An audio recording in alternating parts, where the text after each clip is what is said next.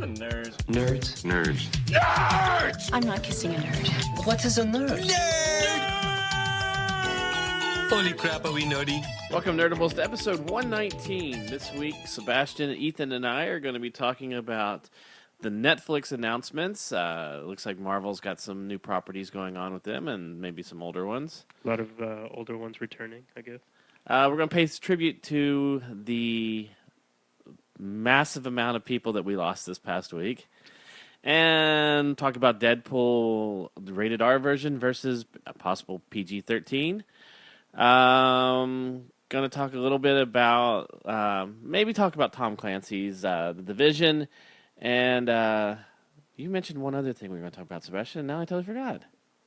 I don't remember what it was either. Oh, well, if we remember, we'll get to it.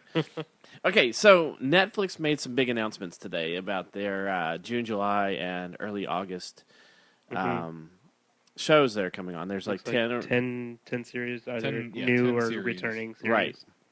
And Orange is the New Black is coming back. Jessica Jones coming back.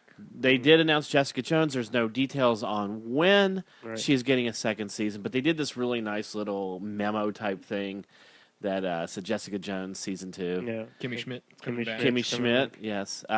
They Black Mirror. There's the Francis and Grace and Frankie and Grace. Yeah. Frankie and Grace. Yeah, there you go. Coming back. Will Arnett has a new show. Yes. On Netflix, which hopefully will be good. I like his comedy, so. Well, yeah, I like him. I didn't like him in Teenage Mutant Ninja Turtles. He was too much over the top. Yeah, but I think they hired him for that. Yeah. Well, I don't like him in Last Man on Earth, or what is it? Yeah, Last Man on Earth. No, that's not Will Arnett. That's Will Forte. Yeah, That's Will Forte, yeah. Well, I don't like that show either. Either way. It's the other Will from SNL. Oh yeah. Yeah, so I mean, there's a lot of talk. You know, of course, they didn't mention in the announcement today Daredevil 2, but we already know that That's coming out that in March. is in March. So that's already their early. To me, this looked like almost like their second, like their summer season releases. Yeah. What do you guys think about Jessica Jones 2? Where's it going to fit in with this? Well, I think it's along the same lines as what Daredevil was. Right. Was the fact that, they were expecting only to do it as a one season, but it just gained so much popularity that they're like, you know what, screw it, we're going to go ahead and do a second season. Right, and I think that's what everybody has to remember is that all 4 of the shows, Daredevil, Jessica Jones, Luke Cage, and Iron Fist, which they have a showrunner now, so they are working on it. Right.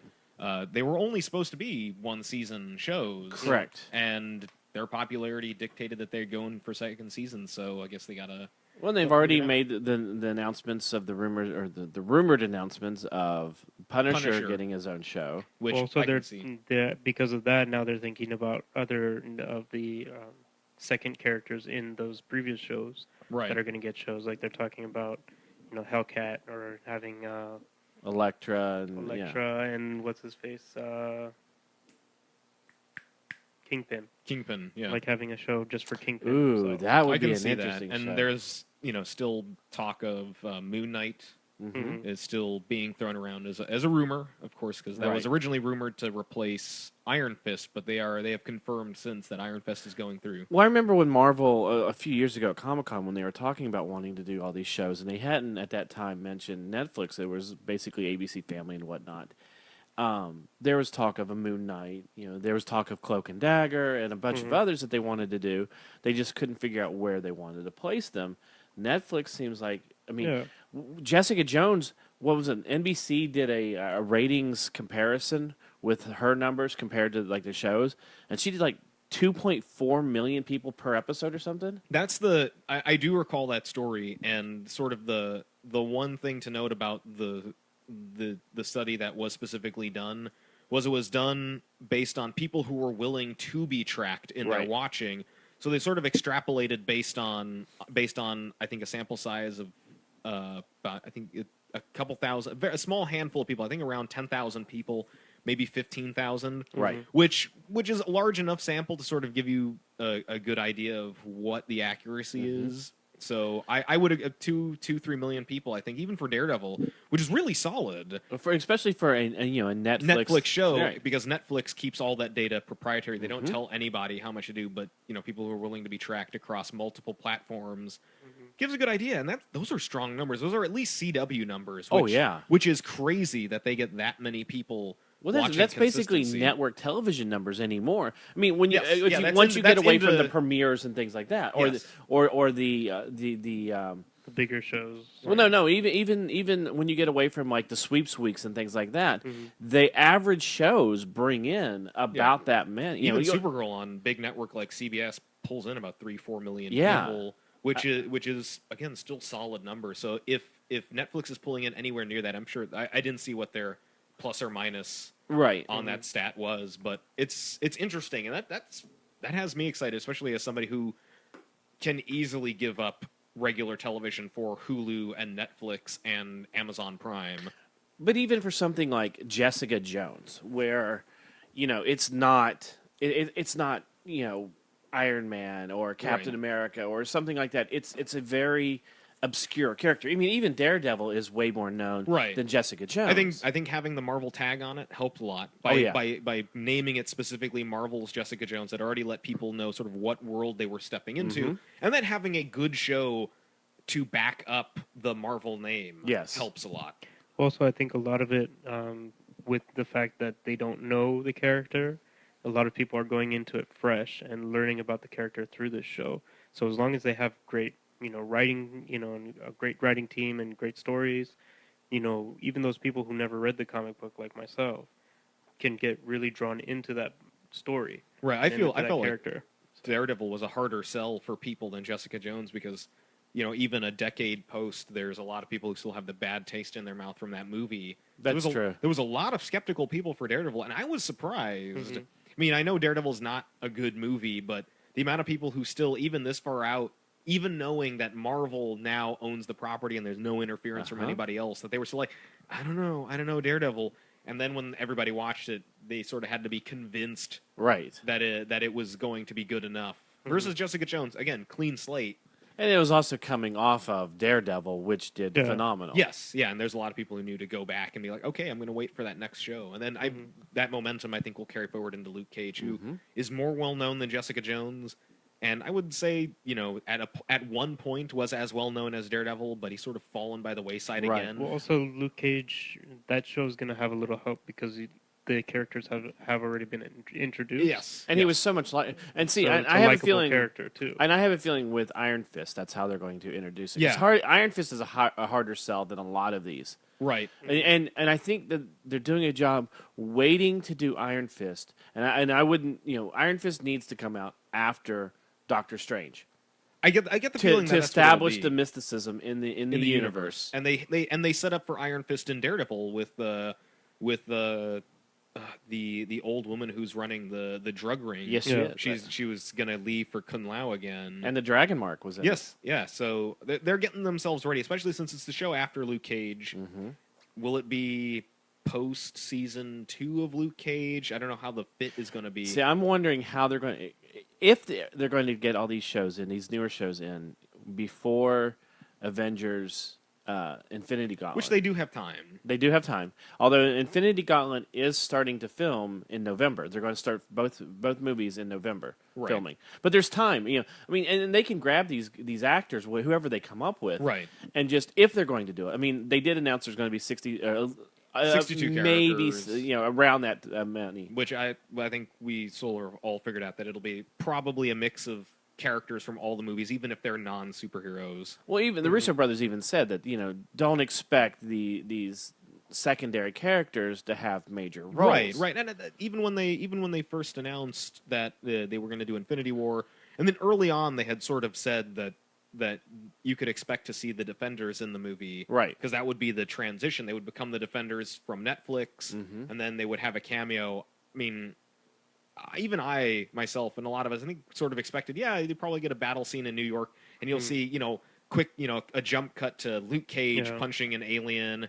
then back to maybe Iron Fist has it back, doing some. It's going to be arts. what we were talking about of the possibility of what could have been with Age of Ultron if they're going to show these characters. Right. You They're just the show them street-level in heroes. you just cut to either a news clip of something going on in this part of the world, and you have Luke Cage and Jessica Jones fighting, whatever. Well, a lot of it could also be like the third X-Men movie, where how they had a bunch of characters at the end in the fight, and it was just jumping through all these people just fighting. Yeah, because you're going to know who Daredevil is for the most part. And and you may see the Agents of Shield, and which I wouldn't doubt they would do that. If they're going to include the Netflix characters, they'll include them. And I have a feeling what they'll do is they'll be separate. You won't see them interacting. Won't interact, right. You're not going to see Coulson meet Cap again, but you'll probably get that cut of maybe Coulson firing his sidearm with a bunch of Shield agents, trying to protect people, because it's the street. I think that's that big divide. You're going to have the Avengers fighting the cosmic threat, right, and then you're going to have the street level heroes, on fighting the ground all the goons and stuff. Yeah, exactly. And although that would be funny if the end of the movie is Thanos taking a bullet to the brain from the Punisher. And it's like, that's it, end of movie. Just the ultimate irony. Of, oh, okay. Well, I guess guns could stop him. Good. Yeah, but the other thing is, with something like as big as Infinity Gauntlet is, if you're going to do a Moon Knight or Cloak and Dagger or something like that for Netflix shows in the future,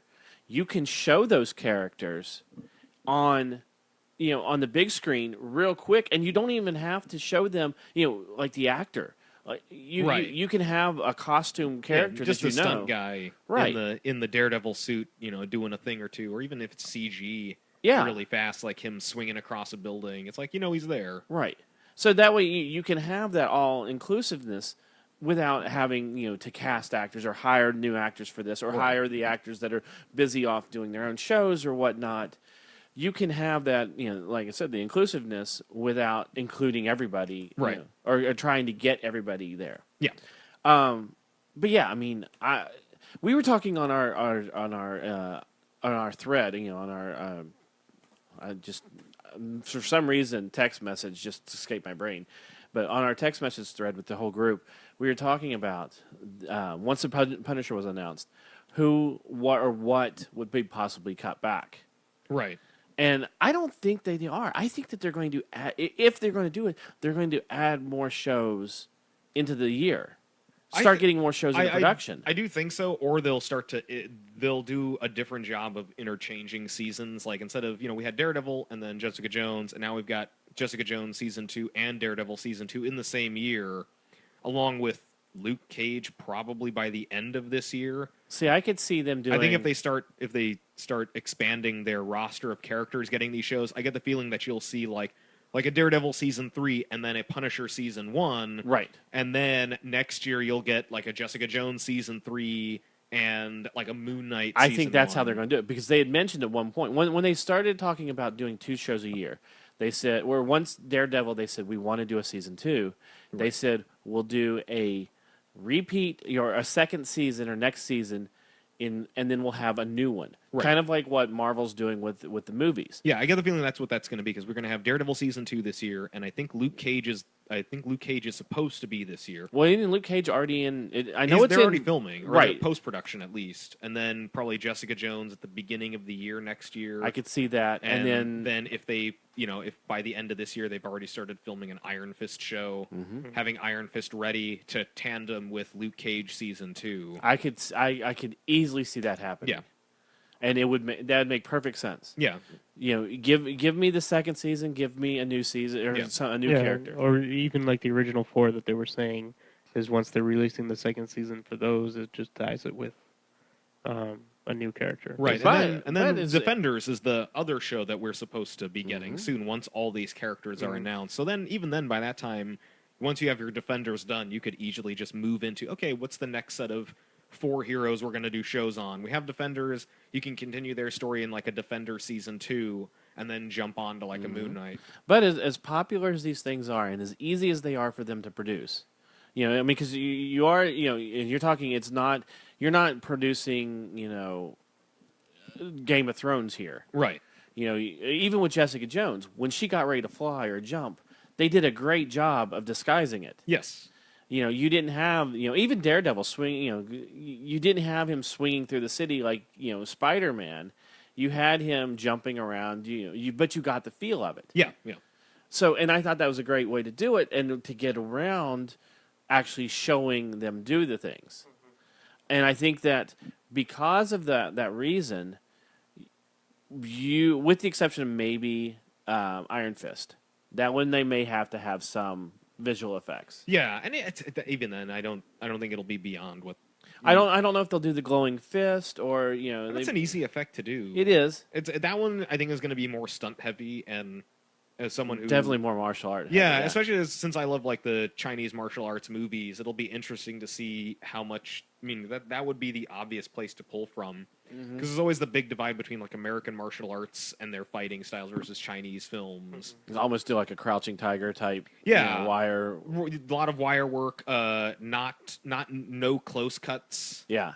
Because that for me immediately, like when I hear Iron Fist, like okay, that's kind of what I want to see. I want to see like if you were to get like Jackie Chan's stunt team to do a lot of the stunt coordination and the fight choreography, you could have something that's far more visually interesting and different, right, than something like even with like the Matrix movies. There's a lot of close-up shots of fights to hide the hits and oh yeah. So there's things they could do, and there's things they can do to be creative. Especially something like Punisher could be heavy into noir. Yes. You have Moon Knight could be. I can almost see him doing Punisher black and white. Yeah, which again, visually interesting, and that's all up in the air, right? But because of the popularity of these things, and as many as they want to do, it's possible you could start. They could go to 4 a year and not hurt themselves. I think the only thing that they'd have to worry about is the fatigue. Scheduling. Yeah. So scheduling, not only the fatigue for their own production teams doing it, but even so, like. I do think there is a limit, because eventually the people will get to the point where it's like there's 4 Marvel shows, but then like how much attention do you divide amongst your own other properties that you're making? Something like Marvel characters are shared with Marvel because they're done in joint production, versus something like Kimmy Schmidt, which is their own. They own that, right? Not just Kimmy Schmidt, but Gracie and Frankie. Will Arnett's new show, Arrested Development, is now Netflix's property. So, and they just announced also Matt Groening is going to. He's in talks doing a new animated series there, which will then again, I don't know if his production company will do something joint. I wish they would just do Futurama. Bring Futurama back. As much as I love Futurama, like the post season 5 stuff. Yeah, but really do a. Because you could do a dirty, they got vulgar. Away, they got away with a lot. They got away with a lot. But yeah, it's I like the way it ended, and I think bringing it back would kind of ruin that. Yeah, I got the feeling he would. And it's Matt Groening. He's got a lot of. He could do Life in Hell. Yeah. As a series and bring that to life. But it's interesting, and fatigue. As much as do a whole show about McBain. Oh my goodness. You do like the Bongo comics? Just do a separate. Outside universe. It's also fatigue. I get everyone sort of knows it's coming. Even Hollywood has talked about it coming. That eventually there's going to be like everything hits that breaking point where everyone's like kind of tired of seeing X genre of film. Sure, it happened with with heavy action movies in the late '80s, early '90s. Those kind of disappeared. But even ABC is talking that they still want to do Damage Control, right? And that's still in the works, because that's going to be more of a comedy in the superhero universe, which I think that's a great idea. I do think it's a good idea because I loved The Tick. Yes. And I think another show like that would be fun. But could you, you could do the show like they're cleaning up, you could do a whole season of them cleaning up New York after the Chitauri invasion. Right. But then they also said that they want to do another comedy that's a Marvel comedy. Right. And they also, as we mentioned last time, doing the Mockingbird spinoff. Yes. So they're talking 4 shows, right. 4 main shows, not counting Agent Carter. Right. Agents of S.H.I.E.L.D., Agent Carter. So then you're talking actually 5 shows that ABC. It'll be interesting, and it's like the housing market bubble burst. Like everybody know it's there were the .com bubble. It's like better cash in now. And well, I get the feeling that. Especially because this much is ramping up, like all the signs are pointing to we got to get in on this now. Everybody's trying it. and it's going to be a matter of like, all right, what's going to happen? And I'm interested to see, is it going to be a big film that's going to be like, kind of did okay, but not great? This is going to be the year to see it with as many movies and television shows that are going to be out or coming out. That this is going to be the year to see what happens. Yes, yeah. It's because again, there's going to be that breaking point. Where it's like how many of the same genre film can you do in 1 year? Mm-hmm. I mean, you're talking okay. Star Wars is going down. Yeah, but that's that's also in the sci-fi. But then immediately we have Deadpool, right. And then it's just from Deadpool on all the way back to December again. It's nonstop. Right. Yeah. It's going to be crazy. Yeah, and it's like it's interesting. It's interesting to watch because again, there was a lot of plans, with the Batman movies. Cloverfield is what you were going to talk about because I was just going to say March was Cloverfield. Yes, because we've got more movies. Cloverfield's coming, and that had very lukewarm. It was a surprise reception to everybody. It was a surprise because they've been working. It looks very small budget because it looks like a lot of it is shot in one room. Yeah, well, I mean, it seems like the announcement was kind of just like, oh, by the way, here you go, I'm making another movie. Right. It wasn't like anything like attached to any show or anything and say, stay tuned for J.J. Abrams' new project. No, it's just here it is. Yeah. By the way, I'm saying this right now, and I'm putting the meme together as we're doing it. This looked like Roseanne, the aftermath of an apocalypse. They showed Dan and the two kids sitting around the table, and they almost do the spin. And this is what happens when Roseanne dies and Dan is... It's the reverse. Right. So DJ brings his girlfriend home. Dan grabs him and says... The apocalypse happened. Yeah, and pulls him down into the bomb shelter. It's interesting. So J.J. Abrams has said it's not a direct sequel to Cloverfield. Right. It is a spiritual successor. He said it was a blood relative to Cloverfield. Mm-hmm. But what was interesting were the people's reaction, especially on the internet. Like, only 3 people I know mentioned anything about the trailer at all. Mm-hmm. And there was not a lot of excitement from anyone. It was just kind of like, oh, look, Cloverfield 2. And I sort of had to go like, I don't know anyone who really liked Cloverfield. Right. And not that, I did. Not necessarily that it was a a bad movie, but it was one of those things like, I don't know anybody who sort of went like, I got to buy that. It's like, I have my annual Cloverfield marathon. It's a movie I got to watch. That moment of like, did anybody really see that movie more than once or twice? I've seen it once, and I can't stand watching it because I hate the shaky cam. I hate the cam look of it. And because especially like the lore of the movie, it's kind of weird. It was an interesting thing for me to see the sort of like, oh, hey, that movie that we all kind of about, a decade ago. Yeah. And then it's like, I don't know. It was basically almost, as if you took the Godzilla movie that took place in New York and you said, okay, you know what, that they told the main story. Now we're going to show you what was going on on street level at that time. Yeah. Yeah. It's interesting. Even this one just seems like it's more on the I guess the effect on humans in the kind of apocalypse world, because it does seem like John Goodman's character is nuts. Oh yeah, I mean you get that sense from what it is, and he's actually the monster. There's no monster outside. I get the feeling that he's the monster. That feels like a Shyamalan or Twilight Zone-esque twist for the end of the movie, or that that it could be like, oh, there isn't anything going on outside. Yeah, he's just nuts. She looks out the window and it's like a bright sunny day and flowers are and that's why he was like, no, don't look out the window. But he did say, no, it'll come or something. Yeah, you don't let them in. So, I mean, that's interesting. I mean, again, he said it's in blood relative, so I get the feeling, even if it's not Cloverfield really like, oh, it's Aftermath, I get the feeling, I think Cloverfield is like the catch-all for his sci-fi horror series of movies. Well, they never killed the monster at the end of Right, they never killed the movie, the monster at the end of the movie. It's just the two at the end basically get crushed or something like that. The helicopter. They get crashed in the helicopter and you hear like the military guys and the credits over the radio like, I'm still alive. But you're right, though. I can't tell you, I could not tell you 5 people I know that either excited about this movie or cared enough about the first one to want a sequel. Yeah, it's one of those weird things. Like, really, like of all the things that he's done, like J.J. Abrams, like he did like Super 8 and all the movies he produces, like of all the films to then go, Cloverfield 2 is what people have been asking for, and I go, really?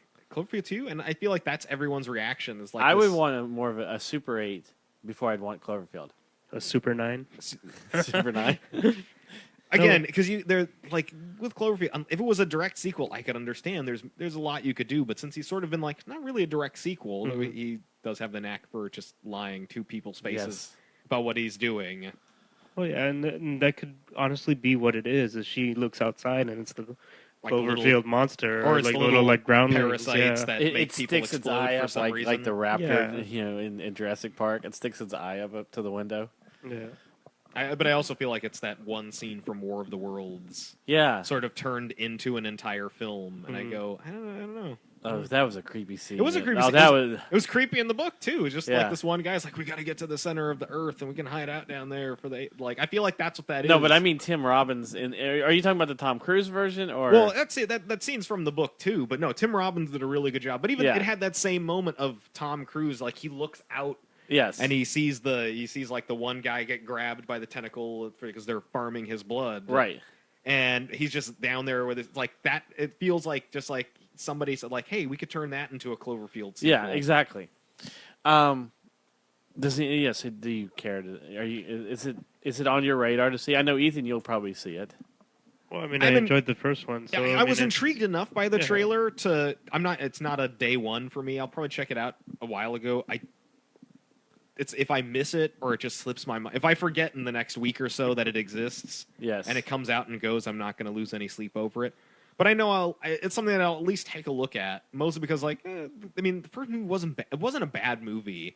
It was, just Well, once more information comes out on it, you Yeah. know, like closer to when it's going to be released, there's going to be showing like trailers and whatnot. right. I can make my decision then whether I want to see it in the theater or if I should just wait. Yeah, I kind of because even with Cloverfield, like I waited almost to end of run to Yeah. like okay, I'll go check it out. And it's kind of like I didn't see it until it came out on DVD. It's like I was trying to buy some cheap DVDs when I was flying to visit my family.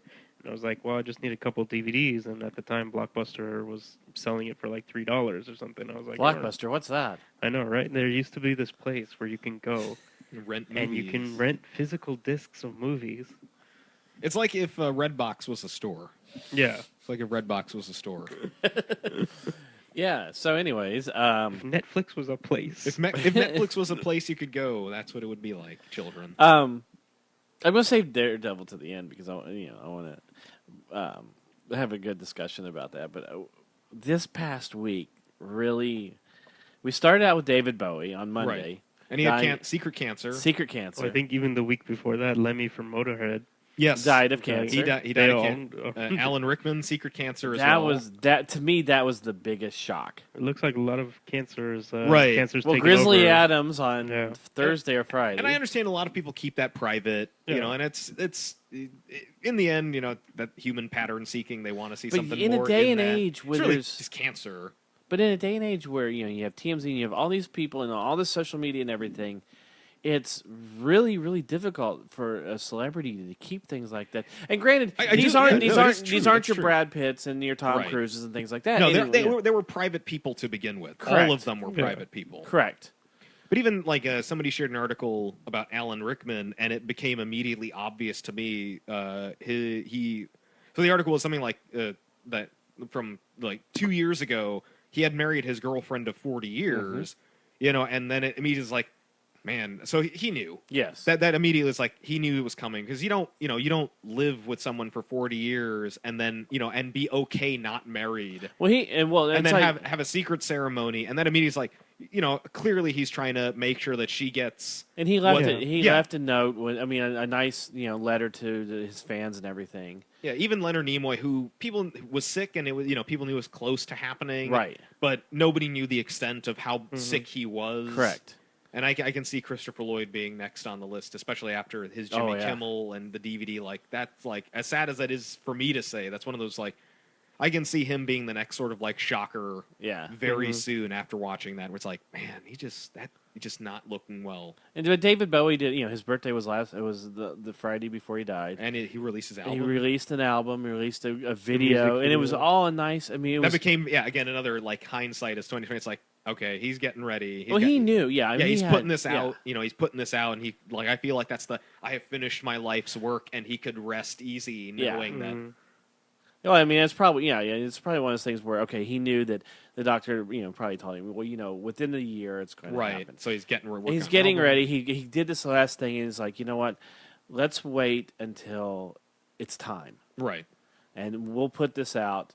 And I'm sure on his birthday, it was like everybody knew it's any day now, right now. And they were like, okay, let's, his birthday's a good time, so it won't be so tragic to release it on his death. And he did the music video for it as well. And, it was amazing.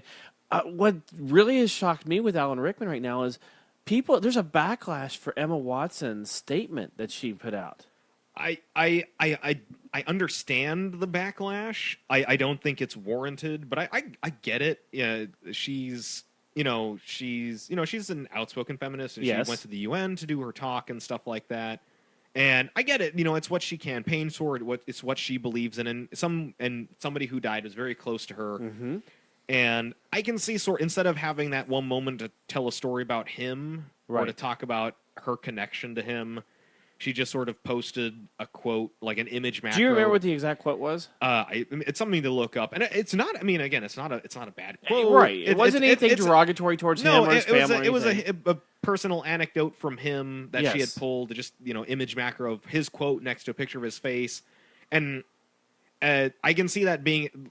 It's something that I immediately saw when, it's like, no, I understand why you did it. I can see people seeing it as being in sort of bad taste, right? Because it's not necessarily about his death, but sort of using it to pad her... agenda. Yeah, agenda. And agenda, it sounds like a very mean-spirited word for what she was doing. Right. I understand the lack of tact people are concerned with, but the reaction totally overblown. Because, again, she was filming movies with him for most of her life, right? Thus far, he was there for her. It's like an uncle with you growing up, teaching them to act. Sure, lack of tact, bad taste, but not enough to just eviscerate her on the internet over Correct. it. And it's not like she. I'm sure she had her grieving moments too. Right, and again, everybody deals with that in their own way, and she felt it was something to sort of, she felt it was appropriate, and that's fine. But man, and even as open as she is about her agendas and stuff, she's still a pretty private person. She is, again, very private person. But when she does speak, she tends to choose what she does very selectively. Mm-hmm. But I also don't know, a lot of celebrities don't run their own Twitter account. Does she run her own personal Twitter account? Did they have something lined up that just sort of happened to coincide with his death that they decided to tie in together? Right. Who knows? The decisions are made. But again, it's easy to jump to those conclusions. Yes, again, that's very true. It's very easy to sort of like, again, there's a lot of... And people love to bash celebrities. They do. They do love to bash celebrities, the moment they slip up. Mm-hmm. And it's also very easy because you don't know somebody to ascribe nefarious motives to it. And part of it's like our discussion last week with the action figures, which I won't get into, but but it's that same it's the opposite coin. It's the opposite side of the coin of that sort of internet vitriol, where because these people are essentially faceless, we don't really know who they are. It's easy to sort of ascribe nefarious motives to from something as simple as a lack of an action figure right now, knowing the process of putting together an action figure and doing releases. These things are in the works for years, literally for years. But because they're not right away, there's again, it's easy to ascribe mean-spirited motives. And for her, again, that opposite end where you see like, guys, come on, as we saw, not the time to be mean to her for somebody she cared about deeply to have died. Right. And again, it's like, sure, this wasn't her, being an asshole about it. And as we saw with, and that the action figure analogy is a perfect example for this situation, because as we saw with the jumping to conclusions with the lack of Ray figure, all of a sudden it's like, look, you guys didn't give us time to put out the next wave, which there's a ton of it, and there's a reason. Yeah, because they didn't want to give away from the movie. And I'm sure that's in contracts. And even for this, it's easy to be it's so easy to take things out of context. Yeah, it's easy. Exactly. It's easy to take what Emma Watson did out of context and just be like, fuck you, Emma Watson. How dare you? Blah, blah, blah. You're just trying to push your agenda using his death. And that's the other side of it. It's easily to be interpreted that way, but I don't believe that that's what it was. And it's and the other side of this is, as she is a strong feminist, there's so many people that still want to not necessarily bash her for what she believes in. It's easy to bash her. I mean, we saw the same thing with Roland Blanchard from Girl Meets World this weekend. She announced that she is queer, because she doesn't want to say that she is straight, bi, or whatever. Right. But and she's a very strong feminist as well. And it was her way of coming out and saying, "Look, don't label me." Right. And immediately they jump to it. Girl Meets World, Disney star, it comes out. They don't label me, and then she's getting attacked on both sides, like, oh, why don't you want to be labeled? Right. And then getting the queer hate from the other end. And that, again, she's like 14 years old. Exactly. She's just putting that out there, and if some little kid out there sees her doing that, and they feel better about themselves, then I'm all for it. Yep. But then to see the mean spirited on both halves of it's like, oh, you don't want a specific label for what you are, don't you want to be on our side? And then to get the other side, it's like, oh, you're ruining America, coming out like you did. And it's, for me, the internet is still the Wild West. See, when I first saw the Emma Watson thing, I just kept thinking, not knowing personally Alan Rickman, but knowing of him and his character and how he portrays himself not only as an actor but as a person, I'm thinking he would have immediately stood up and went, "Wait, you're misinterpreting what she's trying to do." Right. Yes, I think a lot of people misinterpret. And again, it's that horseshoe theory of sort of political. It also falls into the category for him. He knows her. Right. So he would understand where that was coming from. Right. Yes. I'm sure her other castmates totally understand where she's coming from on that one. It's just like we were saying before. We, as the general public, don't know her personally. We just know her as her character. Right. So if she acts different than what her character is, for us, that's just like, oh my god. Yeah. You're trying to shove an agenda down. She's not Hermione. Yeah, exactly. Which is another thing that I was going to bring up. How dare you use his death to push your agenda? It's like no. I can see how you came to that conclusion. But let's just pull back, take a second, and go like, look, She's not, she's not using this death for her own ends. This is how she's coping, right? And this is sort of her way of talking about it, right? And she's tying it into herself, but it's no different than Daniel Radcliffe's quote about him too, because he tied it into himself. Yes, it was just agenda free, right? And I mean, there was a little bit more of a what I guess you could say is more sincere towards But it was the same thing. Yeah, it's the same thing, but nobody goes like, "Stop making this about you, Daniel Radcliffe." Right. So it was. How dare you, Harry? Yeah, how dare you talk about yourself about when you're talking about his death? It's like, all I know how to talk about this guy is how they're connected to him. Right. So, the funny thing is, you just said, we only know her as her character. There was a great picture put up. Shut up, Harry Potter. Well, there was a great picture put up of David Bowie dressed as Ziggy Stardust and Alan Rickman as Snape. Standing outside the pearly gates, and David Bowie looks over at Alan Rickman and goes, they've got you as your character. They want you in costume. Yeah, they let you in costume too. Yeah, yeah, for eternity. And that's so true, is because everything you saw of David Bowie was Ziggy Stardust. Everything you saw of Alan Rickman was Snape. Which is again, that's also the generation gap too. Right. It's like, no, Hans Gruber. Well, I was going to say, you either saw him as Snape or Hans Gruber. And for me, that's why immediately someone on my Facebook page posted, one of the artists I follow posted, they did him as from Galaxy Quest. Yes. As Alexander Dane. Yes. In character, and immediately was like, okay, that's a good middle ground. That's a good middle ground. I'm choosing Galaxy Quest. Well, somebody did a drawing of David Bowie, and it was a GIF that went through all of his different looks all the way up to the end.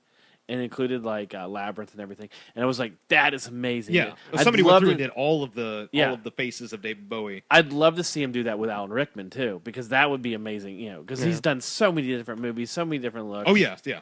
I mean, he was in Robin Hood. He could easily be the sheriff of Nottingham. There's a lot that they could do. Spoon. Yes. Why a spoon, brother? Oh, that was. He was such a great asset to that film. Yeah. Yes. Bottle Shock was another great movie he was in that was so underrated. It was him with Chris Pine. Yes, yeah.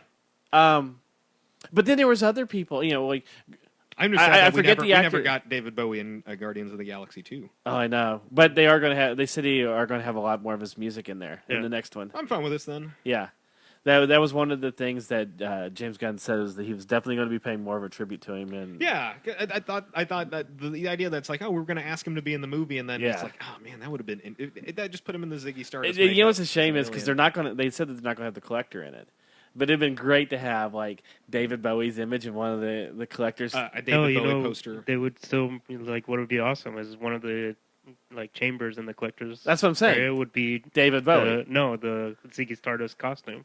Oh, Just straight up that the would be good costume, too. just as Yeah. a way to pay Yeah. tribute to him. But there was other people, and talk about people knowing people as their characters. Grizzly Adams. Grizzly Adams also. I died. forget the actor's name. based on a real character as Yes. well. So Yeah, he real passed away person. of cancer as cancer, well, yep. and he was 74 to 80 years old as well. I mean, No, I really feel bad for Celine Dion. Celine yeah, Dion she lost yes. her lost husband, her husband, husband. and her brother and her within brother. like a couple days of each other. was her brother cancer too? Yeah. Yes. So Because both see, her of them- husband, because everybody was like, well, her husband's not a celebrity or anything. like Right, that. but He it's was still- a manager. He was a yeah. manager. He managed her career when Yes. she was Right. starting. Right, and I just feel like, it's Well, like he's known her since she was 12. That was kind of the sick joke Yeah. about it. right, but it was that weird. But that was another one of those internet moments where, like, guys, come, yes, Exactly. he's not a celebrity, but come on, He's a celebrity to her. right?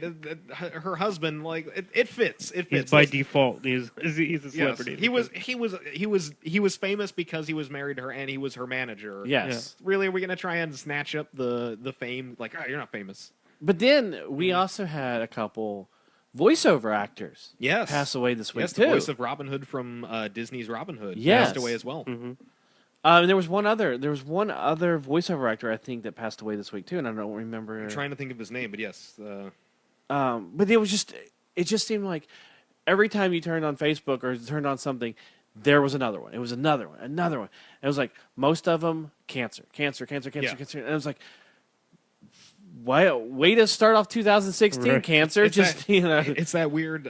For me, it's that sort of that moment of Brian Bedford, voice of Robin Hood. yes. By the way, and David Margulies from that's right. Ghostbusters. That's right. He was Mayor Lenny in Ghostbusters 1 and 2. Died, and he died. He died last Monday, but he was a very surprisingly low key death. I didn't know about it until I followed Dan Schoening, who does the art in the Ghostbusters comics.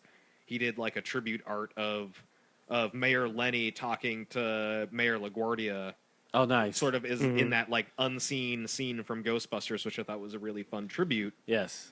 But no, it was that. Well, it's a shame about voiceover actors is most voiceover actors people don't know their face. Yes, Right. don't and know they their and a lot faces. of I've been to cons or anything like that where a lot of them will say when we do the voice for people, it breaks that illusion right because no longer do you see that you're not seeing the character, Exactly. you're seeing the face. you all of a sudden you see Bart Simpson as a girl you're going wait Yeah, no what happened? Yeah, well, what is this? What's going on? Yeah. And when people find out that like Tara Strong and like Kathy Soucie doing voices of the Rugrats for like 10 years, like that, what? yeah. And I mean, if you knew how many voices certain there's certain voiceover actors, their voices are so distinct right, that exactly who that is. Yeah, but it's a really, and the reason I'm going on about this is because it's a really shame when you lose somebody. it's for me it's the like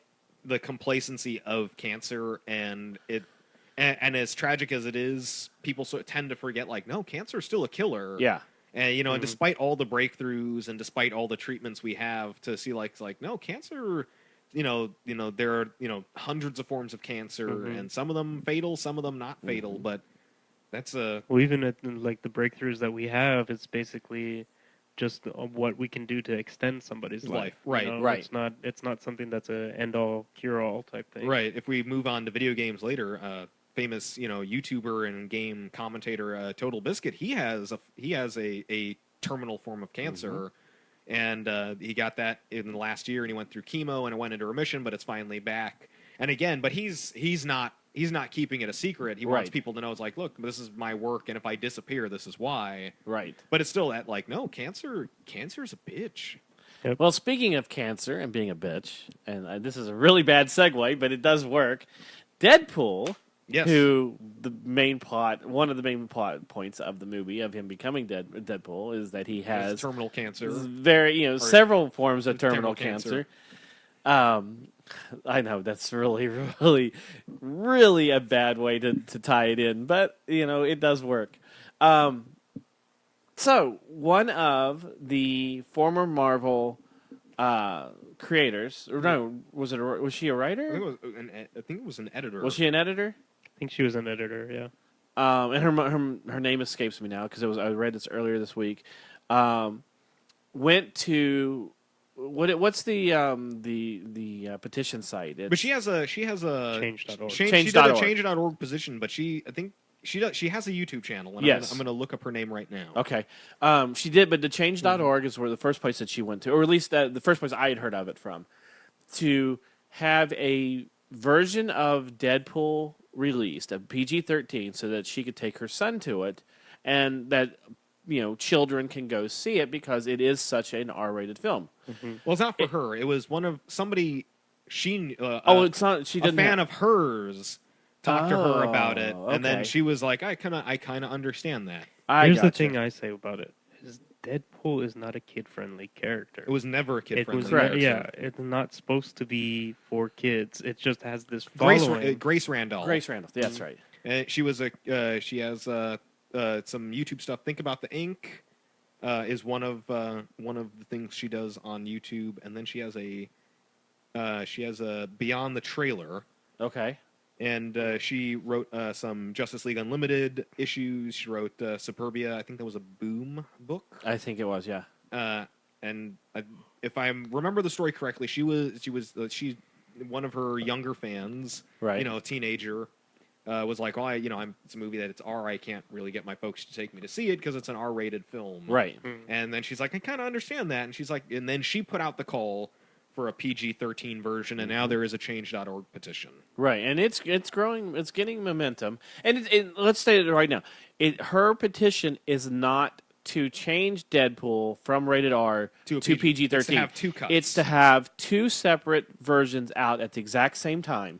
Have the R-rated for the regular audience that wants to go see it in R, and then have a PG-13 cut done so that it could be more kid-friendly. Basically, what she's talking about doing is a green band trailer and a red band trailer, right? Which they have out right now, right? Which is it's an interesting thought. I mean, it's too close now to.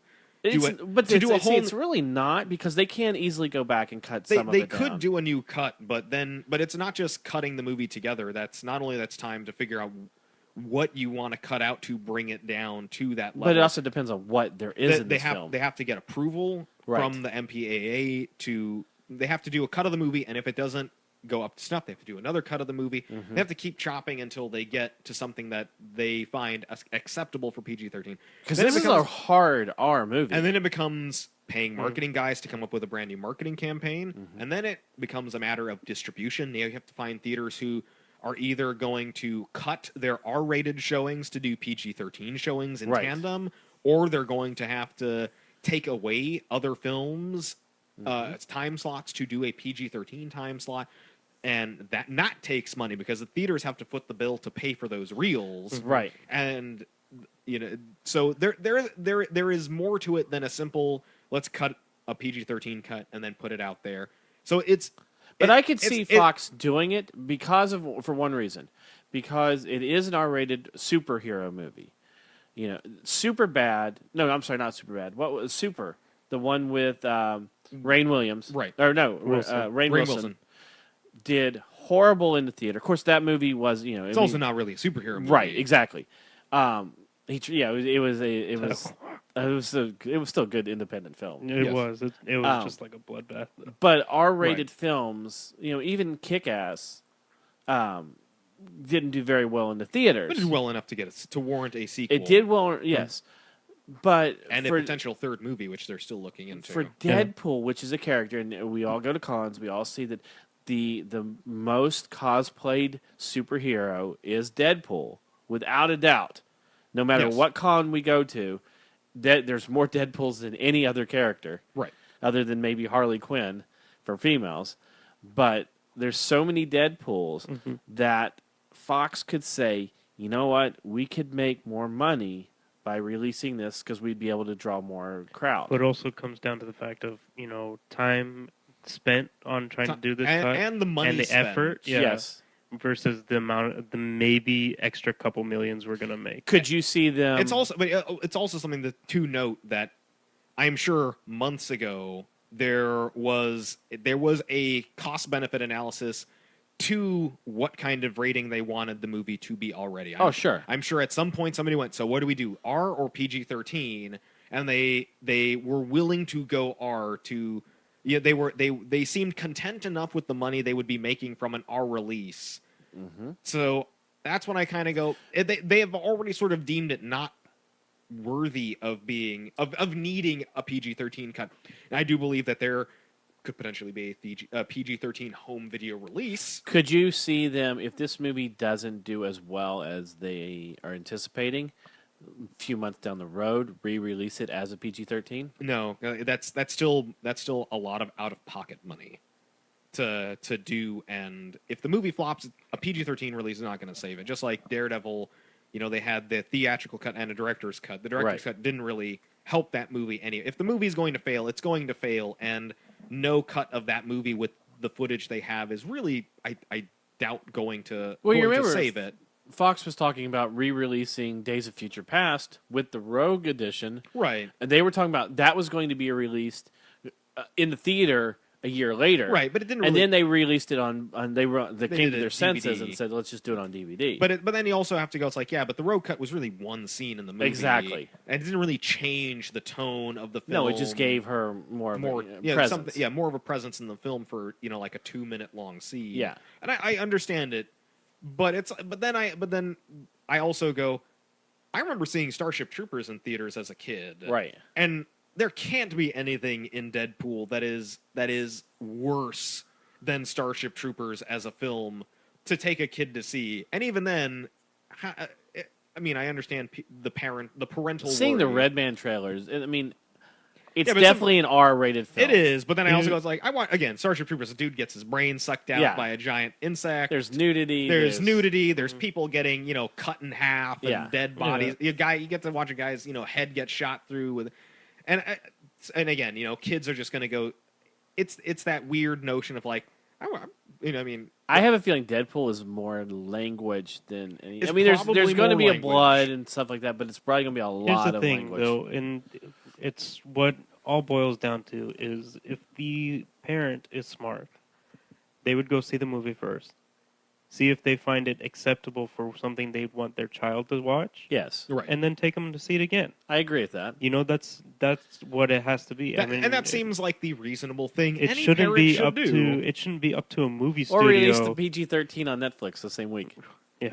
But it's not. It doesn't seem like it needs to fall on the responsibility of the movie company to say, "Well, we're going to include everybody." Into I this do. movie. I do agree with that. I agree with that. That's. I mean, it essentially it is what it is. It is a form of censorship. They're asking for a toned down version of the movie, and the moment that the big C shows up anywhere, I tend to be immediately wary. Because I do feel that there is that bend of personal responsibility. It's like, you're the parent. It's the same arguments, with television shows. Like, I can't show my kids The Simpsons. Right. Look at the content of The Simpsons. I can't show much. It's like, well, then it's your responsibility to be like, hey, I don't really want you watching that. But it's also, it's gonna come out on Blu-ray. The kid can go out and buy it anyways. They're gonna go see it at a friend's house. Yes. And It'll probably be on Netflix 6 months later, and they'll probably end up watching it then. Right. Oh yeah. I mean, It's So like, yeah. I just go like, it's really the parent's job. I mean, and if you don't want your kid seeing it alone, go see it with your kid. see, and that's the other thing is go see with your kid. Once you're done, have a take him talk out to about dinner, have a nice conversation about it. I mean, with my daughter, I also she feel knows like kids that, aren't as dumb. Even it just feels like the kids aren't as dumb as I think like the parents world. want them to be. Right, not as much parents want them to be, but sort of the way people expect them to be. Sure. And I mean, like no one, kids aren't gonna, not gonna watch Power Rangers and they're gonna, beat the crap out of their friends Right. and stuff. They're not gonna go to what are they gonna see in Deadpool that they're gonna, you know, Look, my kids daughter are- goes outside and plays Hunger Games with her friends. They're not Right. actually killing each other. right they're that not we gonna- know of yet. You know, I mean, my daughter knows. You know, she's 8. She knows. You know, Right, fuck again, you what's and gonna all that. be- Those are adult words. You know, adults can say those Right, words. but what's in Deadpool that's not in Hunger Games? You know, like what's that what's first not shot in of the Hunger Game Games, of Thrones right, or Walking Dead? right. The first shot of, you know, the beginning of Hunger Games is like they all run for their supplies, Yeah. and you get to see a kid get axed in the face, Yeah. you know, 10 times. Like, really, I mean, the kid knows what's happening. And that's why I think it's more for language than anything Right. else. No, and that's very much true. You only get one fuck before you get a rated R. Exactly. So again, what's the content of Boy, the our movie really content gonna here is be? always rated R. Right. You could throw in bleeps if you want, but it's that, like, I can't imagine anything in that film that is any worse than the parent who goes like, "Oh, that new Grand Theft Auto's out. Billy loves it." Exactly. You know, and then the kid's running over people for, you know, an hour at home. He's beating hookers for 3 or 4 days right, in a row. you know, and in robbing convenience stores digitally. So Yeah. I just, again, it's that, like, what do you think is in this movie that is apparently so heinous Yeah. that it warrants another cut of the film? Yeah. Well, speaking of video games, Tom Clancy's The Division. I know. Your segues are horrible tonight. Well, I've got to grab that little thread and pull it. The division of films leads into Tom Clancy's Yeah, there you go. Division. So, Tom Clancy's The Division, which is a game that's been announced for 2 years ago at E3. Right. Yeah. It was one of the launch items for the Xbox One, and it looked like Yes. a really good game. Open world. It had a lot of elements. Third person It shooter. looked a little bit like Team. that. It had that Destiny feel, Yes. but in the post-apocalyptic wasteland of New York. As a comic book fan, I love the book DMZ by Brian Wood. Uh-huh. Had a huge DMZ feel to it, and I liked that you could go into buildings and you had to gather resources. Find It felt like Pushing- Watch Dogs a little bit too. a little and- Watch Dogs. The yeah. cool thing about this one is, if I remember correctly, when they first announced it at E3, is that they're saying that, like if your iPad is on the same network, you can actually use your iPad in the game. Yes. Yes, to you pilot drones. it's like a second controller. And it's very team heavy, where you have to needed your depend. squad. Yeah, you've got to depend on your squad. You have to move as a squad. You have to. Yeah. If you dive for cover, you have to have a squad member that's giving you cover. Giving you cover. Yeah. Yeah, I mean, there's a lot to this game, and And a lot of that looks like I it's think we still said when there. it first came out or first announced, there's no way this game's coming out this year. Right. Yeah, but it's also a lot of that, the team elements still look like they're there, but they've already cut the map down. The map has been cut down, so The the open graphical worldness of New York has is been now shrunk down. most of the boroughs aren't there anymore. right. The It's just Upper Manhattan. the graphical cut downs they've had to do to make it work, because the game looked. I mean, above all else, the game looked very pretty. Well, I think that was the problem with Watch Dogs, is that it was just too powerful to Right. run on the system, so they had to cut down the way the Which imaging everybody bitched about. right. Yeah, and the fact that the game is, again, a lot of those big elements. The team elements seem to be there, but they're starting to be like, yeah, but you can do solo too. Yeah. Because the truth is, you can't rely on other people to be in your squad and be there consistently. Right. Just from a standpoint of, like, I'm going to log on, you can't expect them to be there. And I don't think a lot of the features, like one of the things they originally announced to go with, like, the iPad, like, oh, you can hop on, like, your iPad even if you're not there, but you can be like, hey, your friend could give support really fast by being like a little drone. Yes. And I think that element has been cut out. Well, let's see. Being delayed many, many times over. Yeah. Well, I think that's the biggest thing is, and with video games, I can't think of any video game that's come out on time that they said that. Well, Battlefront, but Yeah, Battlefront a didn't lot of have games, anything. like, No, that game didn't come out on time. a lot of because you games still do have to come buy the out on rest of it. time. So Like Halo, those games come out. Tomb Raider all come out. Oh, on yeah, time. yeah. But it's for me, it's that, like, under promise and over deliver. yes, That's the motto. A lot of people hate Apple for not. I'm going to use them as an example. They tend to not say anything about their products coming out. No specs, nothing. When they're ready to announce something, they're ready to announce it, and they'll do it on their own time. And It's usually like a month before they release it. right, and and everyone's like, well, what's going to be in it? And there's rumors abound, but nobody Right. can build themselves up like, oh my god, they announced it's going to have the i7 this, and it's going to have this graphics card, and it's going to have this type of display, and then when you get it, everyone goes, but it didn't have half of that stuff. Right. so the game won't have Bronx, Queens, Brooklyn, Staten Island, And it looks like you gotta it save looks those like for it DLC. does just take place in Manhattan. See, if you did that, where you had the Bronx package, Yeah, and but it gave you extra weapons or things I know, like that. but they again, it's that they I know. promised something. They promised that it would be New York, Right. It would be basically the island, and then they were like, well, we can't do that because I'm sure somebody went, why are we giving it to them for free? Yeah. I mean, I don't know, and it's that it goes back to the whole ascribing nefarious Right.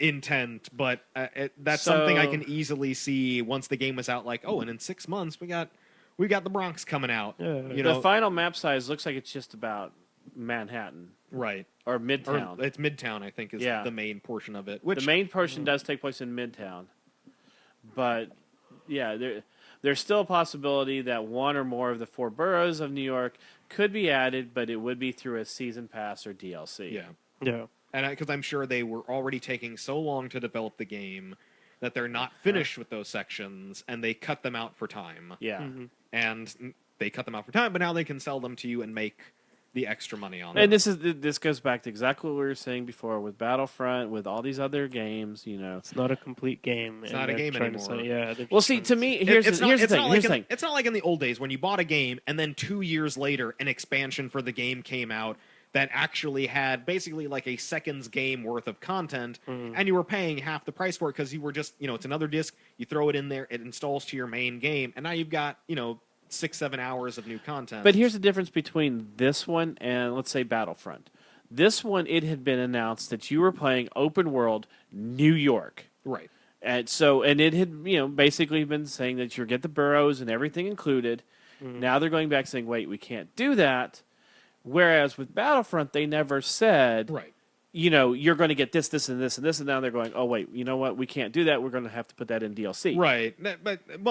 That's true. They never said that. But then, even before the release, they already said it was a $60 DLC Right. for 5 new maps. Yeah, and that's where... And that's why people were upset. And that's why people get upset, yes. Especially coming off the heels of a huge game like Halo 5, where the first thing they said about Halo 5 was no more paid DLC. Right. And they have stuck to that. But if you now with the Division go back and say, you know what, you can have the boroughs, but you have to buy the $60 season pass. Right. You're getting that a to season me. pass or... That to me is what you've been talking about with Arkham, with Battlefront, of not getting the complete game. Right. If it was announced in the beginning that this stuff was going to be DLC only, or with the other. With the season pass, then I could be more forgiving with it. Whereas for something that is, if they had said with Arkham, the Harley Quinn, the Nightwing, and everything like that is all part of the game at E3 or something, and then they went back and said, you know what, those are all going to be DLC. Then I'm like, time out. Wait, Right. you said that was a part of the game. You never said that was DLC. Right. I'm buying the game under the pretense that I'm going to be able to play those, not have to purchase those. Well, and people did have to purchase them because they were released day one. Correct. Unless you prepaid, but then those were already extra prepaid. Right. You already had to pay extra on top of the game to then get the code in the box. Yeah, but what I'm to saying is download it. that if it's announced that it's separate ahead of time, I can be more forgiving to it than if I it's can totally understand that. yeah. Anybody else got anything that they? That's the bulk of everything. It was very the celebrity deaths were the big. I think that took up most of. That was yeah. that was the big bulk of the news week, and all the Netflix stuff. That was just in the last day. Yes. They announced all their new shows, and Looks like Star Wars is no longer number one. yeah, The Ride Along 2 is number one. Revenant is number 2. and I think especially after the Golden Globes, The Revenant was I think going to get a huge Oh, yeah. push regardless. Oh, yeah. I didn't expect it to be that big though. Well, it really it's only beat Star Wars by 8 million. Right. It wasn't a lot in No. the grand scheme of things, but I also wasn't because it's an indie film, but it's also the movie that everyone is kind of expecting Leonardo DiCaprio to finally Yep. get his Oscar for. But I still wasn't expecting that much of a. I can see Okay, Star think Wars about make a it. big jump next week. I can see it. Yeah. Well, I don't after- even think it's going to make that much. I mean, I went and saw it today with a couple other friends. And the What? theater, the Star Wars, Oh, so Yeah. you've seen it twice now? I've seen it twice now. Wow. So, you were but- keeping that a secret. No. But in that theater, the theater was only like half full. And I was actually very shocked for the fact that there was a kid with his dad who hasn't seen it yet. This is the first time he was seeing it because all the major plot points. He's like, oh my god. It was genuinely not like him trying to be like a smartass or something. Yeah. It was him genuinely not knowing these plot points and experiencing for the first time, or a couple other kids on the lower level that were like cheering and things like that. And you can tell this is the first time that they're watching it. Well, So, the movie yeah. has But I especially think- being nerds, we got to get it like Yeah. it's a different divide. We're on the internet all the time. We're always reading a Star Wars comic, or just we've a lot. there's so much Star Wars. The out there general, anymore. but it's also the general public isn't as connected Right. as very specific groups of subcultures. Like right now, I'm so fatigued over Star Wars. Although I am excited for Rebels to start this week. I got to see that leaked Rogue One trailer, Yes. and I thought it was a very good trailer. Well, there was some Rogue One announcements. There were some James Rogue- Earl Jones is rumored to come back. It's rumored to be come back, which as is Darth Vader. very logical. Which, by the way, happy birthday, James Earl Jones. Yes, Today is his birthday. So there we go. We got a little last bit of news, but it was also very logical because in the movie, when you get to A New Hope, he's chasing down the plans Yes. actively. So it would make total sense. I agree. I find that for him to be the antagonist in the movie. the one thing that I'm sad that got announced is that, and I'm almost don't know if I want to even say it. It's news. You got to. Was that there is a possibility that the young Han Solo will make an appearance in the film. I can see that too. I mean, I can understand, I can and it's see a it. way to introduce it. I get that, and also to introduce the time period of when it is. So I get it.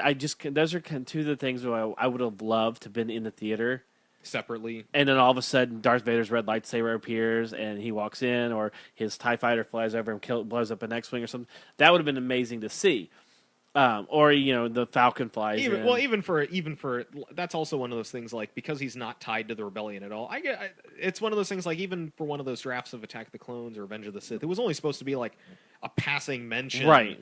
of the Kessel Run. Yeah. And I can easily see this being like, They go into a cantina or something. and it's clearly a guy in the black vest with the high collared You white see shirt the Falcon, and the pants, yeah. and he's taking a drink with a Wookiee. Not even saying anything, just a quick pan, scene, Yeah. like, oh, there he is, boom, there you Yeah. go. That's your moment. I could see that. I could see that. Instead of, like, because the last thing you want to do is like, oh, Chewie, try and have a guy like, oh, Chewie, we got to help the rebellion. Yeah. It's like, no, they've clearly set the stage for who the characters are. Yeah. And if Darth Vader ends up being the antagonist, even if he's not active, but he's sending It makes sense, sending though, spies, because he is. he's sending troops. Yeah. Somebody reports to him. The other thing that'd be interesting is a young Tarkin, I could see young Tarkin. They did a really good job with the makeup for him in Revenge of the Sith. which a lot of people had trouble with that. A lot of people didn't like it. It's Because something the I don't cheekbones mind. were just too... Yeah, but that there's that exaggeration to you want to be clear with who it is. But technology's gotten to a point Yes. now where you could take Peter Cushing as a younger Yes, you could actor easily and do that and now. put it on there. and that was one of those early attempts. That, again, I mean, look what they did with Michael Douglas and Ant-Man. right, and the technology. George Lucas made an attempt at that technology Uh-huh. there, and then you saw it in Tron Legacy getting a huge Yep. bump. Again, when you jump to when you go to see that, like that, you get to see that early stage, and Right. then you move right into even with Count Dooku, putting his head on a younger actor's Yep. body to do the sword fighting. Then you get to Michael Douglas and Ant-Man. There's no question now that technology works. Sure. And it's refined. And if you want to do And you can do it where it's more than just a passing thing. if you want to do 30 seconds of Darth Vader talking to, Peter Cushing, is General Tarkin, he's like, I need you to go find the plans here. Then Darth moves along and he passes the orders down the line to somebody else to then continue the film. I'm just wondering That if they'll do works. the Inquisitors and things like that. I Because don't I think- hope they don't. Because I I don't want think them. so. I I don't want them think to stay so. away from having Jedi and Sith. I and- don't think they will, but I don't think they will on the basis that the audience for television and for children, again, is very different from a movie audience. Right. Because then that raises it's the Force Awakens problems. Then that raises questions of, like, I thought the Jedi were all wiped out. Who's this guy Yes. with his lightsaber? And Yes. it's like, well, you have to watch the show called Rebels, and most adults, they're not there for that. Correct. They're there to see Rebel Alliance. They're there to see Darth Vader, maybe. And they're saying that this is going to be more of a war film, Yes. so we'll get more to Rogue One as the time gets on, because I do want to try. I do want to try to get away from Star Wars. That's The biggest thing is that Darth Vader may be in it, and I'm excited. Right, and because there were a couple of those announcements, and they did show pieces of the X-wing that was being built for and the it. leaked trailer from I think D23 is what it was. No, it was from Comic-Con. It was from Comic-Con. It was a good trailer, and it's I'm sorry. No, it wasn't. It was from Celebration. Okay, it was from Celebration. You had to go to the Celebration panel, but it was very good. It Yes. was a very very simple trailer. Obi-Wan voiceover, and then just like Jungle you Planet. see the X-wing come through, and Jungle you Planet. realize that there's pan up, and it's the Death Star. It was just very beautiful. simple, very effective trailer. Yes, because that was when they announced the name of the movie. Yeah. But The Force Awakens has now hit the $856 million domestic market numbers. So there's a possibility it could hit at least $900 million domestically, and it hit the $1 billion worldwide. Mm-hmm. So now we're talking the movie has done almost $900 million. I mean, excuse me, $1.9 billion. I believe it. And they're saying that it could hit worldwide. It could hit 1.1 billion by the weekend. I mean, it's going to be weird if like Episode 8 hits and everyone's just like, it's the Avengers 2 where it's like it made like 100 million less than the other one, and everyone's like, oh well, that was a failure. See, but to me, and that's a subject for a whole nother time. But it's the Hollywood. I don't think that they need to get out of that mindset. Because Episode 7 did this, then Episode 8 should do this. No, Episode 7 was never supposed to happen. Lucas had said, "No, I'm done. Right. Done." Now all of a sudden we have it. It's somebody's news doing it. We're getting all this old stuff. About it. Yeah, the first Avengers movie. There's no way Avengers 2 could do better than that. Why? Because it's the first time you're seeing the Avengers all together. It was exactly. It was a first, and to me, Batman versus Superman is going to ruin the Justice League film, because there's going to be so many of those Justice League characters already there that when you get to the Justice League movie, I've already seen that. Right. Although I do think Batman Superman is going to be a contender for that next $1 billion slot. I don't know if it's going to be good or bad, but it's a movie that it's a movie of a first. I think you are correct about that. No matter how good or bad it is, it's a movie that I think is that next juggernaut. Which is April, right? It's March. It's like end of March. The Daredevil is going head to head with Batman. Oh, Superman. That's right. That is the same weekend. Yeah, they're going. Netflix is going head to head with Batman Superman, and it's an interest. It's that that dodgeball. It's like interesting strategy, Cotton. I hope it works. Because I remember because it was supposed to be the same week as Cap. That weekend that is guaranteed for Marvel. And then they back down. They moved it right because didn't Cap move to the end of April or no Cap is still May, but Batman Superman moved back to avoid the Civil War slot. Right. Mm-hmm. But here's the interesting thing: is Marvel was like, yeah, we've engaged in ratings war against Batman Superman. I mean, they didn't say that obviously, but it's clearly what it is. But here's the thing: Daredevil's on Netflix. Right. People can go and watch Batman Superman and then go home and say, hey, I want to see another superhero thing. Oh, there's this new Daredevil. Oh, okay, I can just binge watch it right now. It's an interesting. Well, that's just it. With the binge watching that people do, you're talking 13 episodes. That's Daredevil's out today. Oh wait, there's something I was supposed to do. Yeah, there's 13 hours. Oh, Batman Superman came out. I mean, trust me, there is still time to do it. But if you're going to, you can do both. Yes. No, you can watch Batman Superman on Friday, and then Saturday and Sunday you spend watching Daredevil. No, you got to watch Daredevil all episodes that day. Yeah. And then everyone's going to forget about Batman Superman, and then they're not going to have a good opening. I guess that's what they're not going to have a good opening Marvel's day, but that Saturday, Sunday is going to be crazy. So on that note, we're going to wrap things up. Make sure you check us out at facebook.com/nerdables. Russo on Twitter @NerdableShow. And check us out on our website, nerdables.com. So for Ethan and Sebastian, I'm R.A. saying we'll see you, or you can listen to us next time. I know you guys have a problem with saying "see you" next time. We'll see you, or you can listen to us next time. So we're giving them a choice now. We're giving them a choice. You can listen to us.